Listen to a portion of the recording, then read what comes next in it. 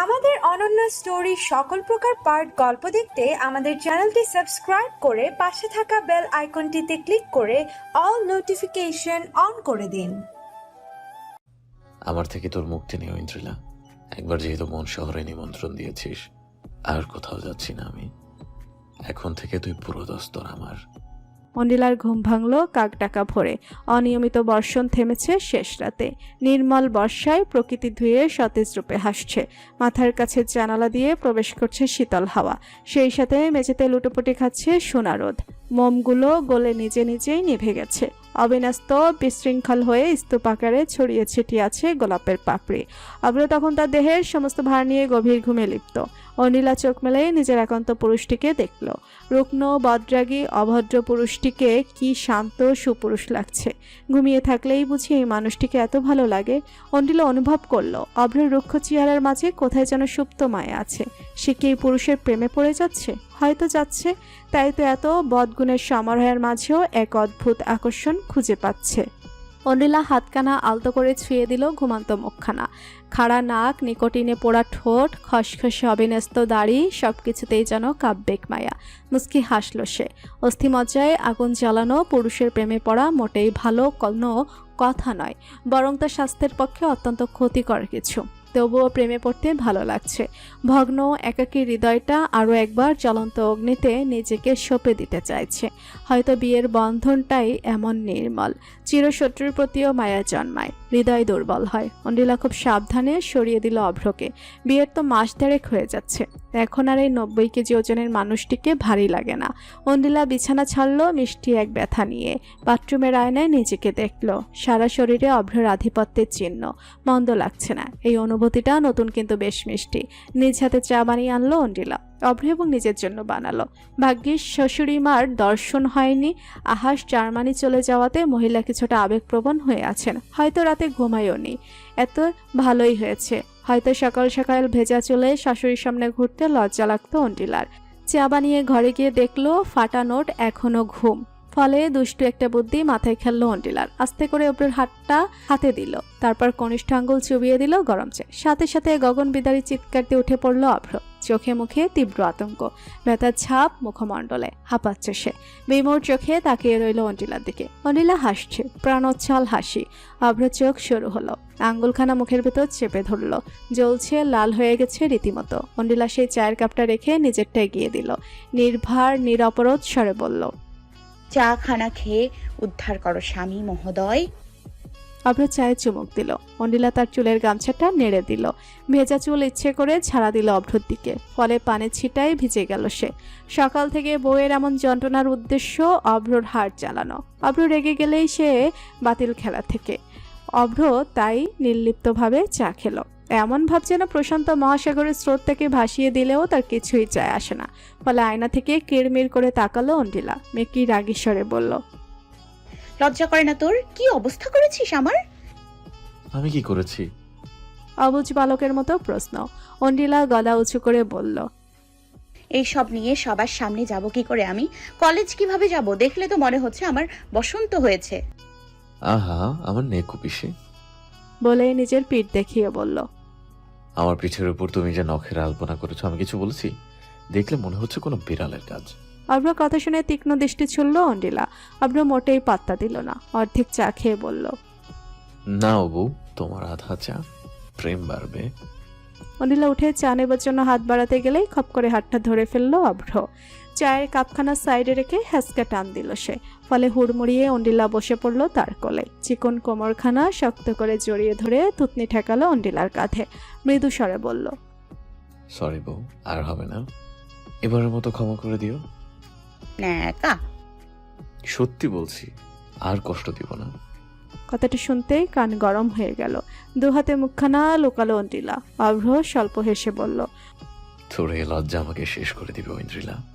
তোর ধারণাও নাই, এই লাজুক হাসিখানা আমাকে মাতাল করে দেয়। অন্ডিলা উত্তর দিতে পারল না। এত লজ্জা শুধু এই অভদ্র ছেলেটার জন্য মানা যায়?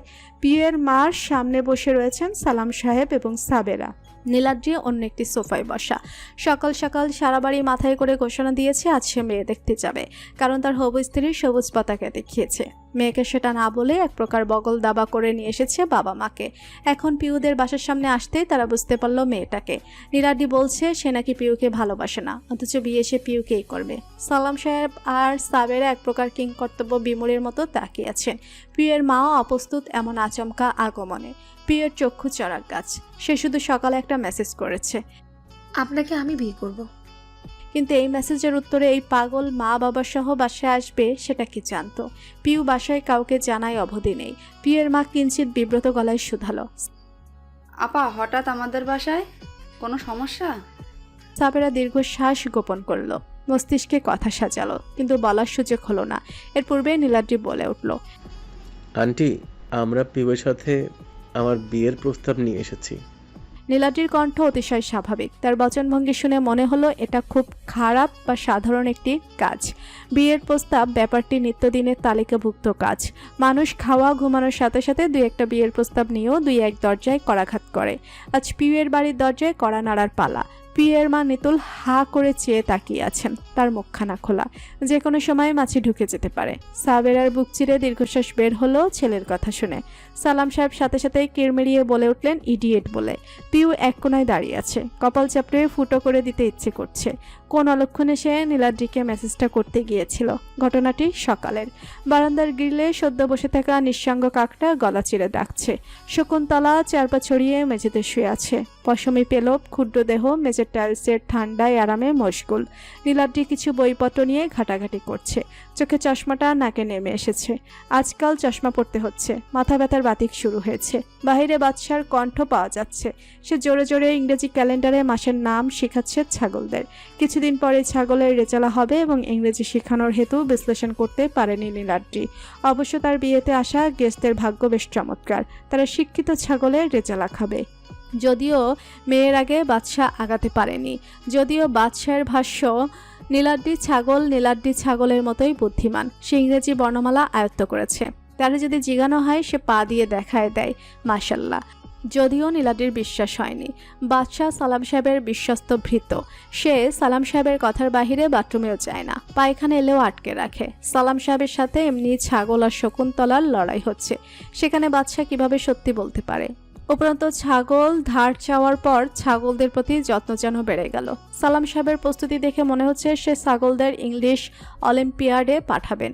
নীলাদ্রি চশমাটা খুলে গায়ে এলিয়ে দিল তার গদি চেয়ারে।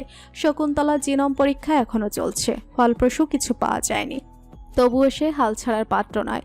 নীলাদ্রি বরাবরই এমন, একটা পোকা মাথায় ঢুকলে সে মোটেই নামতে চায় না। এখন যেমন মাথায় বিয়ে পোকা ঘুরপাক খাচ্ছে, পিউকে রাজি করানো তার মিশন। কিন্তু মেয়েটা বলেছে আমার সামনে আসবেন না। তাই তার সামনে যাওয়া যাচ্ছে না। হবু বইয়ের কথা তো অমান্য করা যায় না। অন্য সময় হলে পিউকে নিজের সামনে বসিয়ে ধমক দিয়ে রাজি করানো যেত, কিন্তু এখন তা করা যাচ্ছে না। যতই হোক এটা নীলাদ্রির দাদার শিক্ষা। সালাম সাহেবের সব কাজ বিরক্ত লাগলেও একটি স্বভাব খুব প্রিয় নীলাদ্রির, তা হলো সে তার স্ত্রীকে পারলে মাথায় তুলে রাখেন। সালাম সাহেবের এই গুণটা রপ্ত করতে চায় নীলাদ্রি। তাই ভদ্র পুরুষের মতো তার আজ্ঞার পালন করে 753তম বারের মতো মেসেজ করলো, পিউ, আমি বর হিসেবে খুব একটা মন্দ হব না, তুমি একটা বার ট্রাই করেই দেখো। সাথে সাথে একটি মেসেজ এলো, আমি এত ট্রাইফাই করতে পারবো না। বিয়ে মানুষ 10-12 বার করে না, একবার করে। আমি একবারই করব। যদি আপনি সত্যি সত্যি বিয়ের ব্যাপারে সিরিয়াস হন তাহলে প্রস্তুতি নিন। এই পিউ একবার ঘাড়ে উঠলে কিন্তু বান্ধবানে গিয়ে লুকালেও পার পাবেন না। নীলাদ্রিকে আর পায়কে এক লাফে উঠে দাঁড়ালো চেয়ার থেকে। মাথা ব্যথা যেন ছুমন্তর। ঘর থেকে বাদশার উদ্দেশ্যে বলল, ইংরাজি পড়ানো থামাও, কসাইয়ের ব্যবস্থা করো, ছাগলের এখন রেজালা হবে। তারপর সালাম সাহেব আর সাবেরাকে কিছু না বলে এখানে দিয়ে আসলো। তাও সালাম সাহেব কোনো মতে মিষ্টি কেনার সুযোগ পেয়েছিলেন বলে রক্ষা। নিতুল অনেক কষ্টে নিজেকে সামলালো। সাবেরার দিকে তাকিয়ে বলল, ও কি ঠিক বলছে সাবেরা আপা? হ্যাঁ আপা, আমার পিউয়ের জন্য এসেছি। আসলে নীলাদ্রি পিউকে পছন্দ করে। সাথে সাথে নিতুল পিউর দিকে তাকালো। পিউ মাথা নিচু করে ফেললো। নিতুল অপ্রস্তুত স্বরে বলল, এমন তো কিচ্ছু কখনো ভাবিনি। ছোটবেলা থেকে পিওর বড় ভাইয়ের মতোই নীলাদ্রিকে দেখেছি আপা, এখন বিয়ে কিভাবে সম্ভব? কিন্তু আন্টি, আমি তো পিউকে আমার ছোট বোনের মতো দেখিনি কখনো। আমি সবসময় ওকে পিউ হিসেবে দেখেছি। আর পিউ আমার রক্তের বোন না। আমাদের বিয়েতে কোনো ঝামেলা হওয়ার কথাই নয়। আমাদের রক্তের গ্রুপও আলাদা। আর আমার কোনো রোগ নেই আল্লাহর রহমতে। আমি সারা জীবন গোল্ড মেডেল পেয়েছি পড়াশোনায়। আমার চরিত্রের সার্টিফিকেট বলতে গেলে পানির মতোই স্বচ্ছ। জীবনে আমার নারী সঙ্গ ছিল না। আমার বন্ধুর পরিধি সীমিত ছিল। তাই আমার বদ কোনো অভ্যাসও আসলে নেই। আমার নিজস্ব সম্পদ এখন তেমন কিছু নেই। তবে বান্দরবানে আমার নিজস্ব একটা রিসর্ট আছে, যা আমি এতদিনের কামাইয়ে কিনেছি। আমি আমার বাবা মার উপর নির্ভর নই। আমার রিসার্চ আর ডকুমেন্টারি ইনকাম মন্দ নয়, যদিও সেটা 6 অঙ্কের নয়, কিন্তু আমাদের জন্য যথেষ্ট। এবার বলুন, আমার জীবনে আর কি কোনো কিছুর কমতি আছে? সালাম সাহেব সাবেরার কানে কানে বলল। তোমার ছেলের জীবনে কোনো কমতি নেই, শুধু বুদ্ধির কমতি। এভাবে হবু শাশুড়িকে কে পটায়? সাবেরা কড়া নয়নে তাকালেন স্বামীর দিকে। স্বামী একটু দমলেন। নিতুল নীলাদ্রির কথা খণ্ডন করার সুযোগ পেলেন না, ফলে গায়ে গুই করে বললেন, ওর বাবা আসুক, উনি তো বাড়ি নেই। নীলাদ্রি অবাক স্বরে বললেন, আপনার মতো বুদ্ধিমান মহিলার থেকে এমন আচরণ আশা করিনি আন্টি। কেন বাবা? আমি তো আঙ্কেলকে বিয়ে করব না। আমি বিয়ে করলে পিউকেই একমাত্র বিয়ে করব। আপনার যদি জিজ্ঞেস করতে হয়, তাকে জিজ্ঞেস করুন। আঙ্কেলের সাথে পরামর্শ করে করে কি হবে? সংসার তো আমরাই করব। সাবেরা কিড়মিড়িয়ে বলল, নীলাদ্রি, এটা বিয়ে, এখানে অনেক কিছু রয়েছে। না মা, এটা তোমাদের কিছু জং ধরা মানুষের বক্তব্য। যদি আমাকে নিয়ে সন্দেহ থাকেই, তাহলে আমার ইন্টারভিউ নিক আন্টি। এভাবে তো বিয়ে হয় না। তুমি পৃথিবীর নিয়মের বহির্ভূত একজন হলেও তো আমরা তো নই। পিউয়ের বাবা আসুক, ওনারা সময় নিক। তাহলে তো আমাকে আঙ্কেলের সঙ্গে একবার ইন্টারভিউতে বসতে হবে। নীলাদ্রি কণ্ঠ অনড়। সে দৃঢ় প্রতিজ্ঞাবদ্ধ, সে পিউকে বিয়ে করবে। তার এমন উতালাপনা দেখে বেকুব হয়ে গেল নিতুল। আমতা আমতা করে শুধালো, বাবা, নীলাদ্রি তোমাদের কি সম্পর্ক ছিল কোনো? ছি ছি আন্টি, এমন কথা বলবেন না। পিউয়ের সাথে আমার সম্পর্ক এখনো বান্ধবীর ভাই আর বোনের বান্ধবীতেই সীমাবদ্ধ। হয়তো প্রশ্ন করে আপনি পিউকে কলঙ্কিত করবেন না, প্লিজ। নীলাদ্রির উত্তরে নিতুল বিমূঢ় চাইল সালাম সাহেবের দিকে। সালাম সাহেব দাঁত বের করে বললেন, আমার গুণে গুণান্বিত পুত্র। ছাদের একপাশে আরামকে দাঁড়া দিয়ে বিকালে রোদ পোহাচ্ছে পুরো শরীর। গায়ের সফেদ পাঞ্জাবি। দোল খেতে খেতে চোখে লেগে এসেছে। আওয়াল সাহেব বুড়ো হয়েছেন। ব্যাপারটা শরীর চিৎকার করে জানান দিচ্ছে। আজকাল বুড়ো হাড়ে জোর পান না। সকালে উঠতে গেলে হাঁটুতে ব্যথা করে, ঘন ঘন প্রস্রাব হয়। বহুমূত্র রোগ হলো নাকি? তিনি তো চিনি খান না, তবে কেন? অভ্রটা চিন্তায় হয়তো এমন হচ্ছে। ছেলেটা এত জেদি, সে যদি একটু দায়িত্ববান হতো, চিন্তা কমতো আওয়াল সাহেবের। এখন আবার লোন নিচ্ছে। ব্যাংকের লোন সাপের মতো, ফানা তুলে ছবল মারলে বাঁচার কায়দা থাকে না। কিন্তু অভ্রকে কে বোঝাবে? সে একবার ঠিক করে নিয়েছে, যখন কারো সাধ্য নেই তাকে বোঝানো। মাঝে মাঝে মনে হয় টাকাটা দিয়ে দেওয়া উচিত ছিল। বিয়ে তো করেছে, সংসারও করছে। আজকাল তাদের সম্পর্কের সমীকরণটা সরল রৈখিক, কিন্তু কখন পেঁচে যায় ঠিক নেই। বাচ্চা কাচ্চা হলে নিশ্চিন্ত। হঠাৎ পায়ের শব্দ কানে আসলে চোখ মেলেন আওয়াল সাহেব। মেঘ স্বরে শুধালেন, কি চাই? আপনাকে একটা সুখবর দেওয়ার ছিল দাদাজান। নির্লিপ্ত কণ্ঠ অভ্রর। আওয়াল সাহেব নড়ে চড়ে উঠলেন। কৌতূহল নিয়ে শুধালেন, কি সুখবর? তুমি বাবা হচ্ছ? প্রসেসিং চলছে, আপাতত সেটা বলতে আসেনি। আমার লোন হয়ে গেছে। কার জমি মর্টগেজ দিলে? আপনার ছেলের। সাথে সাথে ধরফরিয়ে উঠলেন আওয়াল সাহেব। রাশভারী স্বরে ক্রোধ জাহির করলেন, ইদ্রিসের জমি, তাও আমাকে না জানিয়ে? হ্যাঁ, সেও একটা বাজি ধরেছিল আমার সাথে। আমার ঐন্দ্রিলার সাথে বিয়ে হলে আমি যা চাইবে সে দিবে। সেই বাজি সে হেরে এখন আমার লোনের গ্যারান্টি নিয়ে। আপনারা কেন যে আমার সাথে বাজি লাগেন আমি বুঝি না। মাহবুব হক অভ্র বাজিতে হারে না দাদাজান। এখন আমার আপনার টাকার প্রয়োজন নাই। আমার ব্যবসা চালচেলে এখন চলবে। বলে একটু থামলো অভ্র। তারপর বিদ্রুপ টেনে বলল, আর আপনি টাকাটা প্রস্তুত করে রাখুন দাদাজান। আমার সন্তানের মুখ দেখে তাকে দিবেন। আওয়াল সাহেব শান্ত দৃষ্টিতে তাকিয়ে রয়েছে অভ্রর দিকে। অভ্রর মুখখানা শক্ত হয়ে আছে, সেই মুখাবয়বে তীব্র অভিমানের ছাপ। কিন্তু আওয়াল সাহেব এই অভিমানের ধার ধারে না। তিনি জানেন তিনি সঠিক। এই ছোট ছোট ছেলেপেলেদের থেকে তার অভিজ্ঞতা অনেক। জীবন সে অভ্রের থেকে অধিক দেখেছেন, তাই জীবনের মর্ম জানেন, সম্পর্কের মর্ম জানেন। হয়তো আজ অভ্র আওয়াল সাহেবকে ভুল বুঝছে, কিন্তু একটা সময় তাকে ধন্যবাদ জানাবে। কারণ আওয়াল সাহেবের জেদের জন্য হলেও সে তার স্ত্রীকে নিজের করে পেয়েছে, সংসারের সুখ পেয়েছে। আওয়াল সাহেব হেসে বললেন, শোনো অব্র, প্রপুত্রের মুখ দেখা ভাগ্যবান ব্যাপার। এই সুখ টাকা হিসাবে করা যায় না। অভ্র বুড়োর কথা অপেক্ষা করল না। আওয়াল সাহেব সেখানে বসে রইলেন, তার মুখে হাসি, বিজয়ের হাসি। নাতি জিতে গেলেও আসল বাজিমাত সে করেছে। সন্ধ্যের গন্ধে ধরণী বুধ, সূর্যের কমলা আলো শুষে রজনী তার আধিপত্য বিস্তার করেছে। অনেক বছর পর গিটারে সুর তুলেছে অভ্র। ঠোঁটের ফাঁকে জ্বলন্ত সিগারেট, নিকোটিন পোড়ানো ধোঁয়ায় ধুধু করছে বারান্দা। সেই হাতে রুক্ষ আঙ্গুল চলছে গিটারের স্ট্রিংয়ে।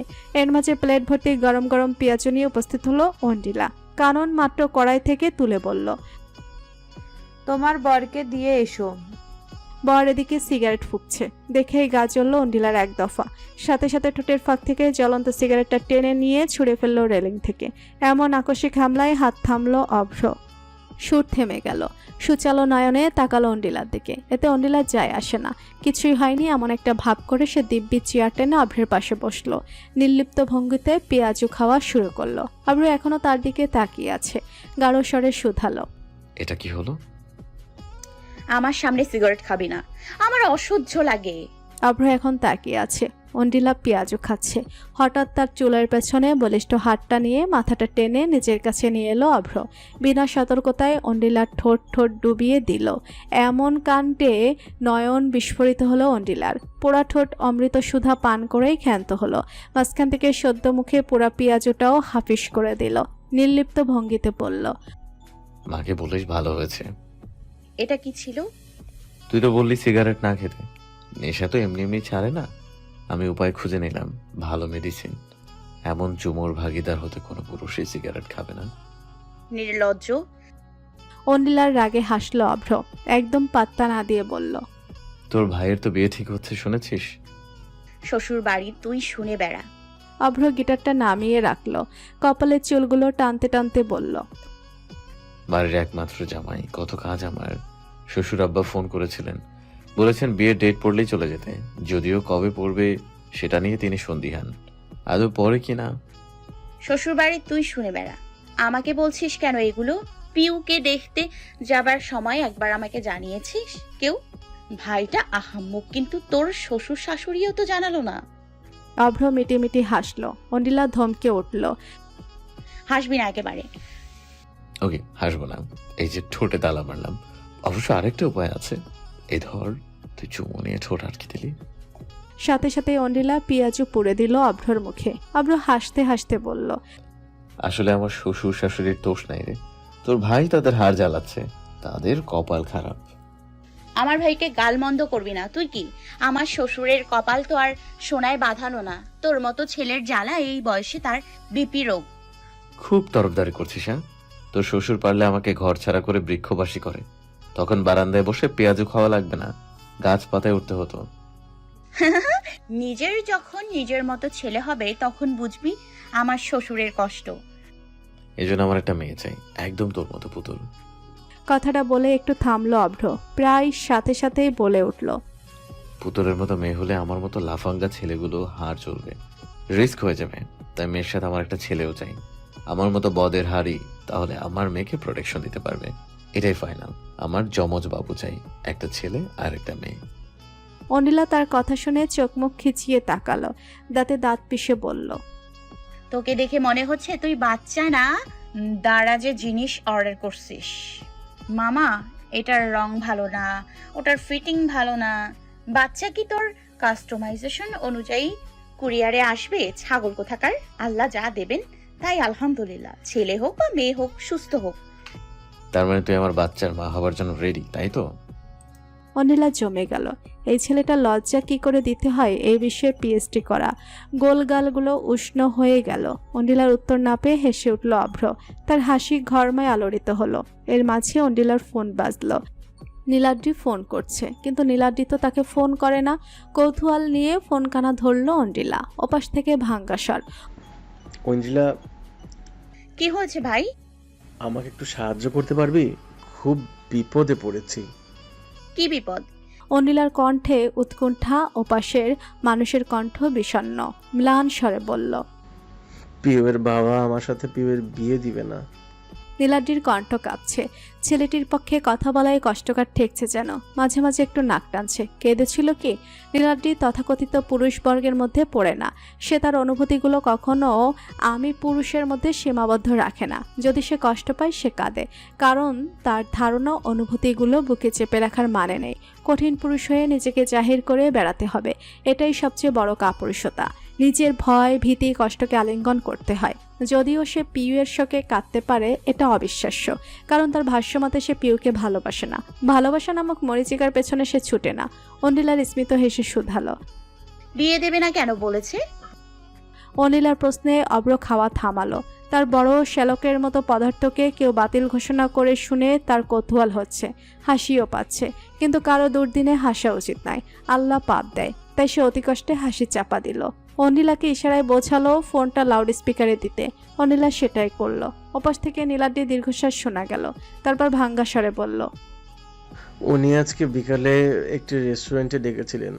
আমি ওনার ডাক তো প্রত্যাখ্যান করতে পারিনি। হবু শ্বশুর বলে কথা। প্রথমে আমাকে বললেন কি খাবে। আমার তখনই সন্দেহ হয়েছিল। মেয়ের বাবারা যখন মিষ্টি মিষ্টি আলাপ করে তখন বুঝতে হবে যে এখানে কোনো ঘাপলা আছে। অনিলা কৌতূহলী স্বরে শুধালো, ঘাপলা কি? তার আমার উদ্বাস্ত কাজ পছন্দ নয়। নিজের একমাত্র মেয়েকে পাহাড়ের শুটকি মাছ হতে দেখতেই পারবেন না। তার চাই এমন জামাই যার ইনকাম হবে ফিক্সড, তার জীবনে চাকরি হবে নিশ্চিত। তবে আমার এনথুসিয়াজমের প্রশংসা উনি করলেন। এমন একজন যে তার কন্যাকে মাথায় করে নৃত্য করবে, এরকম পাওয়াটা কিন্তু খুব সৌভাগ্যের ব্যাপার। তাই উনি আমাকে একটা সুযোগ দিতে চান। পিওর মাস্টার্স শেষ হওয়ার আগ পর্যন্ত আমি যদি বিসিএস ক্যাডার হয়ে যেতে পারি, তাহলে তিনি নিজে পিওর সাথে আমাকে বিয়ে দিবেন। আর কিন্তু আমি যদি না পারি তাহলে পিওকে ভুলে যেতে বলেছেন। পিওর জন্য অনেক ক্যাডার নাকি লাইন ধরে দাঁড়িয়ে আছে। তিনি তাদের একজনের সঙ্গেই তার বিয়ে দিবে। তুমি কি এখন বিসিএস দেবার কথা চিন্তা করছো? নীলাদ্রি একটু চুপ করে থেকে বলল, উপায় নেই। আমি পিওকে অন্যের বউ হতে দেখতে পারবো না। যদি আমার সাথে পিওর বিয়ে না হয়, আমি কখনোই বিয়েই করব না। তাই যদি বিসিএস ক্যাডার হওয়াটাই আমার যোগ্যতার মাপকাঠি হয়, তবে সেটাই সই। তুই শুধু আমাকে সাহায্য কর, গাইডলাইন আর বই ম্যানেজ করে দে, এতটুকু করলেই হবে। অনিলা নীলাদ্রির কথায় হতবাক হয়ে গেল। শব্দরা নীরব হয়ে গেল। এই ছেলে বলে কি? বিসিএস কি মুখের কথা? সারা দেশের মানুষ বছরের পর বছর লেগে থাকে এই একটা চাকরির জন্য। নীলাদ্রি পরীক্ষা হলে যাবে, আর তাকে ধুনপুন দিয়ে আমন্ত্রণ করার জন্য কেউ বসে নেই। উপরন্তু নীলাদ্রির বিসিএস এর বয়সও আছে আর 2 বছর, তাও এই বছর আর সামনের বছর।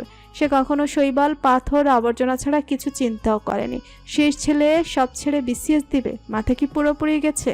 অনিলার হাত থেকে মোবাইলখানা নিয়ে অব্র হিনহিনিয়ে স্বরে বলল, শুনেন ভাইজান, এসব সরকারি চাকরির মূল্য ছেলেদের গলায় ঝোলানোই হয়, যেন মেয়েদের বিয়ে দিতে না হয়। আপনি এখন বিসিএস পরীক্ষায় বসবেন, ওদিকে আপনার হবু শ্বশুর পিউয়ের বিয়ে নিজের পছন্দ মতো এক ভেড়ার সাথে দিয়ে দিবে। এখন আপনিই ভাবেন, আপনি কি বসে সাধারণ জ্ঞান মুখস্থ করবেন, নাকি বীরের মতো নিজের প্রেমিকা হবু বউকে নিয়ে পালাবেন? অব্রের কথা মোটেই নীলাদ্রির পছন্দ হয়নি। সে রুক্ষ স্বরে বলল, আমার হবু শ্বশুর তোমার শ্বশুরের মতো বুদ্ধিহীন নয় যে যার তার সাথেই তার মেয়ের বিয়ে দিবে। ফোন লাউড স্পিকারে থাকে। অনিলাও কথাটা শুনলো, ঠোঁট চেপে মিটিমিটি হাসলো। অব্র ক্ষুব্ধ স্বরে অভিযোগ জানালো, তোর ভাই কিন্তু আমাকে অপমান করেছে ঐন্দ্রি, আমি কিন্তু সাহায্য করব না। অনিলার সাথে সাথে তার বাহুতে হাত বুলিয়ে বলল, হবু শ্বশুরের কাছে ছ্যাঁকা খেয়ে ব্যাকা হয়ে গেছে, ইগনোর কর। অভ্র বউয়ের মুখ দেখে অপমান গিলে ফিসফিসিয়ে বলল, শুধু তোর কথা ভেবে তোর ভেড়া ভাইকে বরদাস্ত করছি, নয়তো স্যার বলে পায়ে ধরলেও এই গাধা পাবলিককে আমি অভ্র সাহায্য করতাম না।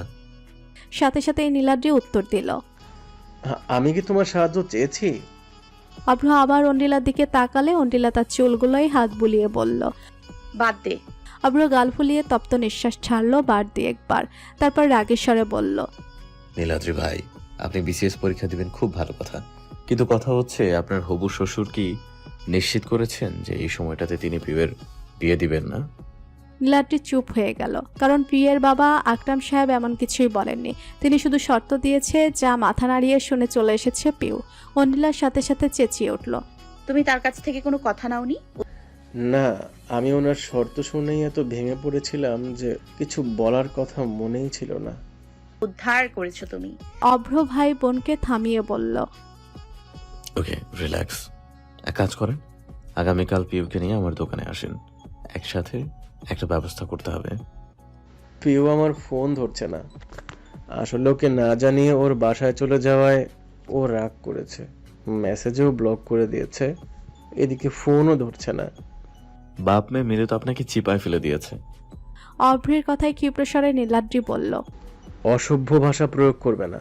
চিপায় ফেলা এটা আবার কেমন শব্দ? আপনার যা অবস্থা তাতে এই শব্দটাই পারফেক্ট। নীলাদ্রি খট করে ফোন কেটে দিল। অন্ডিলা রাগের স্বরে বলল, দিলি তো ভাইয়াকে চটিয়ে। তোকে চুমু খাবো? আমার চুমু শুধু আমার বউয়ের জন্য বরাদ্দ। এই যে তোর ভাইয়ের জন্য আমার মস্তিষ্ক খাটাতে হবে, সেটা কিন্তু ফ্রি নয়। প্রতি মিনিটে একটা করে চুমু। এই যে আমি 10 মিনিট কথা বললাম, এতে 10টা চুমু। আমি বাকিতে কাজ করি না, সব নগদ। তাই এখনই 10টা চুমু দিবি, তাহলেই আমি বুদ্ধি দিব। অন্ডিলার মুখখানা হা হয়ে গেল। এই ছেলে কি বলে, 1 মিনিটে একটা চুমু? এটা কেমন অসভ্য কথা। অভ্রর সাথে সাথে গুনতে থাকলো। 10, 9, 8। গুনছিস কেন? তুই 10 সেকেন্ডে চুমু না দিলে ডিল ক্যান্সেল। তোর ভেড়া ভাই, তুই বুঝে বেড়া। 5, 4। 7, 6 কই গেল? অনিলাকে পাত্তা না দিয়ে অভ্র গুনল। 3, 3.25, 2.5। আচ্ছা আচ্ছা, চোখ বন্ধ কর। অনিলার কথায় তীক্ষ্ণ দৃষ্টিতে তাকালো অভ্র। অনিলা বিব্রত স্বরে বলল, আমার লজ্জা লাগে। নেকু বেশি। আমার কাছে কিসের লজ্জা? একদম আমার সাথে টালটু ফালটু করবি না। তুই চোখ বন্ধ করবি নাকি আমি গেলাম?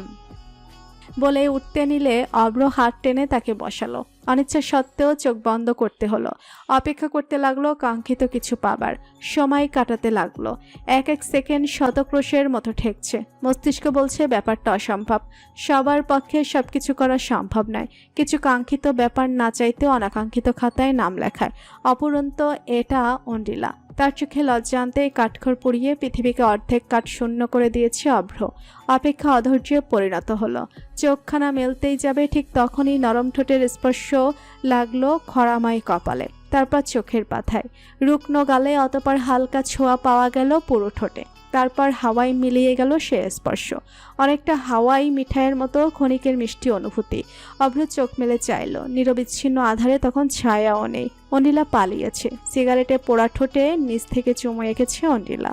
অভ্র ঠোঁটে সপ্রতিভ হাসি, দৃষ্টিতে আত্মতৃপ্তি। অনিলাদের কলেজ থেকে 5 কিলোমিটার দূরে একটি নতুন খাবারের দোকান খুলেছে। দোকানের সাজসজ্জা একেবারে বাঙালিয়ানা, নামখানাও খাসা। বনলতা সেনের পঞ্চভোগ। নীলাদ্রির নাম পছন্দ হয়নি। বনলতা সেন তো আর রাঁধুনি ছিলেন না। এই নাম অর্থহীন। সে একটা খাতায় অনেকক্ষণ যাবৎ নতুন বাঙালিয়ানা নাম লেখার চেষ্টা করলো, কাটাকাটি করলো, আবার লিখলো। অভ্র বিরক্তি নিয়ে বড় শ্যালকের এমন অহেতুক কাজ দেখছে। তার পাশে মুখ ভার করে বসে রয়েছে বিল্লাল। তাকে দেখে যে কেউ বলবে সে অসুস্থ। তার অসুখ হয়েছে মনের অসুখ। মনে ভীম জ্বর, খাস বাংলায় যাকে বলা হয় ছ্যাঁকা। সে সদ্য প্রেমের ছ্যাঁকা খেয়েছে, কিন্তু অবাক্কর ব্যাপার, সে ছ্যাঁকা খায়নি, কারণ সে প্রেম করে না। অভ্র তাকে দেখেও বিরক্তির নিঃশ্বাস ফেলল। সেদিনের পর থেকে বড্ড বেখেয়াল হয়েছে এই ছেলেটা। তৃষার নাম নিলে আগে জ্বলতো, এখন মুখ লটকিয়ে থাকে, পালিয়ে বেড়ায় যেন। কাহিনীটিকে বুঝতে পারছে না অভ্র। আপাতত নীলাদ্রি নামক মানুষের সমস্যাটা নিবারণ করা জরুরি। বিল্লাল কেসটা এরপর হাতে নেবে। অনিলা একরকম জোর করে নিয়ে এসেছে পিউকে। রেস্টুরেন্টে এসেই সে হতবাক হয়ে গেল। নীলাদ্রি, অভ্র এবং বিল্লাল বসে রয়েছে। নীলাদ্রিকে দেখে পিউ তার অভিমানটা সতেজ করতে চাইল, কিন্তু জলদ গম্ভীর স্বর, পিউ, তুমি এসেছো? এই লোকটা এমন কেন? তার গভীর চোখের মায়ায় বারবার হৃদয় হারানো যেন ফরজ হয়ে গিয়েছে। অস্বীকার তো করতে পারবে না, লোকটির কাট কাট সরল কথাগুলোই তার হৃদয় কাঁপানোর জন্য যথেষ্ট। তবুও নিজের মনকে লাগাম ছাড়া হতে দিল না পিউ। কঠিন স্বরে বলল, এখানে এমন দরবারের কি হেতু? তোর বাপ যে আমার ভেড়া শ্যালককে বিসিএস এর মূল্য ধরিয়েছে জানিস? অভ্রের ভনিতাহীন প্রশ্নে অবাক হলো পিউ। কৌতূহলী স্বরে শুধালো। বাবা আপনার সাথে দেখা করেছে? নীলাদ্রি মাথা নাড়ল। পিউয়ের মুহূর্তে শুধালো। কি বলেন আপনি? আমি তার শর্ত মেনে নিলাম। পাগল, বিসিএস কি আপেল যে গাছে উঠলেই আর পেরে ফেলবেন? তোমার জন্য এটুকু তো করতে পারবো, তাই না? পিউ কাঁপল ঈষৎ। হৃদস্পন্দন বেড়ে গেল বোকা ছেলেটার বোকা কথায়। অভ্র বিরক্তি টেনে বলল। আমার প্ল্যান অনুযায়ী কাজ করলে সাপও মরবে না, লাঠিও ভাঙবে না, বিসিএস লাগবে না, বাপ বাপ করে তোর বাপ বিয়ে দিবে। বাপ? বাপ কি? বাবা বলতে পারছো না? নীলাদ্রির কথায় মুখ খিচিয়ে অভ্র বলল। নামে কি আসে যায় ভাইজান, ইমোশন দেখেন। মাঝখান থেকে অন্ডিলা বলে উঠল। অভ্র হাসল, হাসিটা দুর্বোধ্য। সকালে সোনা রোদের মৃদু তাপে প্রতিদিনের মতো জগিংয়ে বেরিয়েছে পিয়ের বাবা আকরাম সাহেব। ডায়াবেটিসের জন্য প্রতিদিন 1 ঘন্টা ব্যায়াম করা অবাঞ্ছনীয়। আজকাল মনটা ভালো নেই। প্রতিদিন একটা আননোন নাম্বার থেকে তাকে ফোন দেওয়া হচ্ছে, চাঁদাবাজি কল। যদিও মানুষটি তিনি ভীত নয়, কিন্তু তার একটা মেয়ে আছে, মেয়েটার জন্যই ভয় হয়। পার্কের এই চক্কর কেটে বেঞ্চে বসতে না বসতেই কোথা থেকে 10-12টা জোয়ান ছেলে তাকে ঘিরে ধরল। তাদের ঠোঁটের ফাঁকে সিগারেট, ভোস করে টানছে তা। ভেজা প্রকৃতির নির্মল বাতাস মুহূর্ত তীক্ষ্ণ গন্ধে ভরে গেল। আকরাম সাহেব কিঞ্চিত অপ্রস্তুত হলেন। পাশের ছেলেটা হেসে বলল। কি কাকা, কেমন আছেন? কে তোমরা? আতঙ্কে ছাপতার স্বরে ছেলেটা হাসলো ঠোঁট বাঁকিয়ে। সিগারেটটা বেঞ্চের গায়ে নিভিয়ে বলল। চিনতে পারলেন না কাকা? আমি মাহাব। আমাদের তো প্রতিদিনই কথা হয়, ভুলে গেলেন? এই ছেলেটাই প্রতিদিন চাঁদাবাজির জন্য ফোন দেয়। আকরাম সাহেব আশেপাশে তাকালেন। ওর 10-12টা ছেলে। কিঞ্চিত সাহস নিয়ে বললেন। কি চাই তোমার? আমি তো ফোনে বলে দিয়েছি কি চাই। এত টাকা আমি কোথায় পাবো? ঠিক আছে, আপনার মেয়ের সাথে আমার বিয়ে দিয়ে দিন। ছেলেটার এমন অসভ্য প্রস্তাবে উত্তেজিত হয়ে গেলেন আকরাম সাহেব। রাগে গা কাঁপছে। দাঁড়িয়ে পড়লেন, ঝাঁঝালো স্বরে বললেন। বেয়াদব ছেলে, তোমার সাহস কি করে হলো? ঠিক তখনই ছেলেটা দাঁড়িয়ে তার ঘাড়ে হাত রেখে বলল। চিল্লাবেন না কাকা, হার্টবিট বেড়ে যাবে। ছেলেটার স্বাস্থ্য ভালো, সুউচ্চ সুবিশাল দেহের ভার হাতেই বুঝতে পারলেন যেন আকরাম সাহেব। ঠিক তখনই কোথা থেকে নায়কের মতো আবির্ভাব ঘটল নীলাটির। শক্ত হাতের ঘুষি বসিয়ে দিল ছেলেটির মুখে, ফলে ছিটকে ঘাসের উপর পড়ল সে। আকস্মিক আক্রমণে ঠোঁট চিরে রক্ত বের হলো। ছেলেটা হতভম্ব তাকিয়ে রইল। নীলাদ্রি তখন জাহির করে বলল। আর একবার আমার হবু শ্বশুরের সাথে বেয়াদবি করলে একেবারে পুলিশে দিব। নীলাদ্রির কণ্ঠ হিম ধরানো, তার দৃষ্টি অত্যন্ত শীতল। হাতের আঙ্গুলগুলোই ব্যথা অনুভূত হচ্ছে, কিন্তু নীলাদ্রির ঠোঁটের কোণে বিচিত্র হাসি, যেন তার অন্তর পৈশাচিক এক আনন্দে নিমজ্জিত হয়েছে। আকরাম সাহেব বেশ চমকে গেলেন, কারণ নীলাদ্রির ছেলেটাকে তার আলভোলা লেগেছিল। শান্ত শিষ্ট ঠান্ডা প্রকৃতির, কিঞ্চিত বলদ বটে, যে পৃথিবীর নিয়মকে ভিন্নভাবে দেখে, ভিন্নভাবে ব্যক্ত করে। অথচ ছেলেটা সেই রূপের আড়ালে যে এমন কোনো রূপ থাকবে সেটা তার প্রৌঢ় মস্তিষ্ক বুঝতে পারেনি বোধহয়। হতভম্ব স্বরে শুধালেন। বাবা, তুমি এখানে কি করছো? নীলাদ্রি তার দিকে তাকিয়ে বললেন। আমি আমার শকুন্তলাকে মর্নিং ওয়াক করাতে বেরিয়েছিলাম আঙ্কেল। এর মধ্যে দেখলাম এই ছেলেগুলো আপনার সাথে অভদ্রতা করছে। এরা কারা আঙ্কেল? আকরাম সাহেব পাশে তাকাতেই ছোট একটি কুকুর দেখলেন। নেড়ি কুকুর আর পমেরিয়ানের মিশ্রণ কুকুরটি। আকার অত্যন্ত ছোট, লেজটা নেড়ি কুকুরের মতো হলেও গায়ের পশম পুরো পমেবিয়ান। নীলাদ্রি আবার শুধালো। ছেলেগুলো কে আঙ্কেল? আকরাম সাহেব উত্তর দিতে পারলেন না, একটু লজ্জা করছে। এদিকে নীলাদ্রির আচরণের বিস্ময় এখনো কাটিয়ে উঠতে পারেনি মাটিতে পড়ে থাকা ছেলেটি। তার দৃষ্টি তীক্ষ্ণ হলো। নীলাদ্রির সগৌরব মুখশ্রীটা তার রগে রগে অগ্নিসংযোগ করছে। আশেপাশের সাঙ্গপাঙ্গগুলো ভেবাচাকা খেলা যেন, তাই তাকে টেনে তোলার কথাও তাদের মনে আসছে না। আশেপাশের অচেনা মানুষগুলো একটিবার হলেও পেছনে ফিরে দেখছে তাদের। সে দৃষ্টিগুলোকে ছেলেটি হাতের উল্টো পাশ দিয়ে ঠোঁটে গলগলে রক্ত মুছল। ঘুষিটা বেশ জোরেই লেগেছে, ঠোঁটটা কেটে গেছে। উঠে দাঁড়ালো সে, খুব অলস ভঙ্গিতে প্যান্টের ধুলো ছাড়ল। তারপর নীলাদ্রির পোলো শার্টের কলারটা ঠিক করতে করতে বলল। ভাইজান কি মুরব্বীর হবু জমে নাকি? আমার সম্পর্কে বোধ হয় জানেন কম। যাক, সমস্যা নেই। প্রথম ভুল তো সবাই ক্ষমা করে, কিন্তু এক ভুল বারবার করবেন না। কিন্তু আমি মানুষটা খুব ভালো নই। কি করবে তুমি? ছেলেটি ঘাড় কাত করে আকরাম সাহেবের উদ্দেশ্যে বলল। কি মুরব্বী, জামাই দেহি কিছুই জানে? আকরাম সাহেব অবস্থা দেখে ঘাবড়ালেন কিঞ্চিত। ছেলেটির চোখের ভাষাটি অস্বাভাবিক ঠেকল যেন। ছেলেটি হিসিয়ে বলল, দেখুন জামাই মশাই, উত্তেজিত হবেন না। মুরব্বির আর আমার ছোট একটা ডিল না মানলে আপনার বউ আমার। নীলাদ্রির চোখ মুখ কঠিন হয়ে গেল। ছেলেটার কলার টেনে চোয়াল শক্ত করে বলল, পিউকে নিয়ে বাজে কথা বললে থাপ্পড়ে দাঁত ফেলে দিব। কথা কানা যায়নি না? পুলিশ ফোন দিব? ছেলেটিও ছেড়ে দেবার পাত্র নয়। সাথে সাথে নীলাদ্রির গলা চেপে ধরল, তীক্ষ্ণ কণ্ঠে বলল, বেশি কথা বলিস না জামাই। টুটি চাপতে এই মাহাবেশ সময় লাগবে না। সুপাসি বলে লাফাস না। কিন্তু নীলাদ্রির ভাবান্তর হলো না। আকরাম সাহেব অবস্থার বেগতিক দেখে কোনো মতে হন্তদন্ত হয়ে বললেন, বাবা নীলাদ্রি, ছেড়ে দাও, ঝামেলা পাকিও না। কোনো মতে ছাড়লেন দুজনকে। মাহাব ছেলেটি রাগেশ্বরে বলল, মুরব্বি, নিজের জামাইকে সামলে নিয়েন। এত বাড়া ভালো না। একটা মাত্র মেয়ে, জামাইটাও তো হবু বিয়ে হয়নি। সাবধান মুরব্বি। বলে এক মুহূর্তে অপেক্ষা করলো না সে। দলবল নিয়ে প্রস্থান করলো তারা। আকরাম সাহেবের মুখখানা পাংশুটে বর্ণ ধারণ করলো। মেয়েকে নিয়ে চিন্তাটা দাপিয়ে উঠল মস্তিষ্ক জুড়ে। ধপ করে কাঠের বেঞ্চিতে বসলেন। তরতর করে ঘামছেন। পাশের এক ফেরিওয়ালা ছোকরার থেকে 15 টাকা দিয়ে একটা হাফ লিটার পানির বোতল কিনে আনলো নীলাদ্রি। আকরাম সাহেবের দিকে এগিয়ে দিল। আকরাম সাহেব এক নিঃশ্বাসে অর্ধেকটা পানি খেলেন। তারপর খানিকটা খেকিয়ে উঠলেন। ওকে মারতে গেলে কেন নীলাদ্রি? ওরা কেমন মানুষ জানো? সন্ত্রাসী সব কটা। কেন ঝামেলা করতে গেলে? কারণ তারা আপনার সাথে অভদ্রতা করছে। স্পষ্ট জড়তাহীন উত্তর। নীলাদ্রির উত্তরে ফোঁস করে দীর্ঘশ্বাস ছাড়লেন আকরাম সাহেব। সেদিনের আত্মসম্মানের দাপটে পর্বতের মতো অটল মানুষটাকে কেমন টলমলে লাগলো। হতাশ স্বরে বললেন, মেয়ের বাবা আমি। কত চিন্তা জানো আমাকে নিয়ে? চিন্তা তো করি না, মেয়েটাকে নিয়েই চিন্তা। যদি কিছু হয়ে যায় পুলিশে তো খবর দেওয়াই যায়। কিন্তু ছেলেগুলো ভালো না। সেদিন থানায় গেলাম, দেখি খুনির লিস্টে ছেলেটার নাম। এমন ছেলেদের আইনের ভয় দিবা কি করে? তুমি তাদের আরও খেপিয়ে দিয়েছ। এখন আমার মেয়েটার উপর নজর দিলে কি করব আমি? নীলাদ্রি তার হাতটা ধরে বলল, আমি জানি আপনি আমাকে ভরসা করেন না, কিন্তু আঙ্কেল, আমি আপনাকে একটা প্রতিশ্রুতি দিতে পারি। আমি পিওকে সব সময় আগলে রাখবো। আকরাম সাহেবকে দেখে তার চোখে কৃতজ্ঞতা প্রকাশ পেল যেন। দৃষ্টি আরো নরম হলো। নীলাদ্রি তার পাশে বসে রইল। সকালের রোদের তাপ বাড়ল। শকুন্তলা গুটি মেরে ঝিমাচ্ছে। নীলাদ্রি তার হবু শ্বশুরকে একটা ডিম টোস্ট কিনে দিল। হাতে দিয়ে বলল, নিন, এবার চিন্তা ছেড়ে খেয়ে নিন। আমার একটু পর কোচিং আছে। আপনাকে বাড়ি পৌঁছে আমি কোচিংয়ে যাব। এই বয়সে কোচিং? সেদিন না বললেন পিওয়ের জামাই বিসিএস ক্যাডার হতে হবে?